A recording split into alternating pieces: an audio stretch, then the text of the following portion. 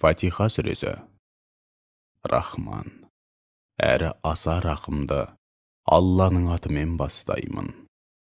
Бар мадақ, шүкіршілік атауы, күллі әлемнің Раббысы бір Аллаға арналады. Ол Рахман, әрі аса рақымды.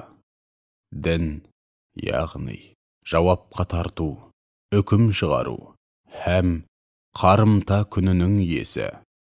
Уа жаратқан, бір өзіңе ғана құлшылық етіп, бір өзіңнен ғана медет тілейміз. Бізді разылығыңа жеткізетін тура жолға сала көр. Қаһарыңа ұшырағандардың және адасқандардың жолына емес, өзің нығметке бөлеген ізгі құлдарыңның жолына сала көр.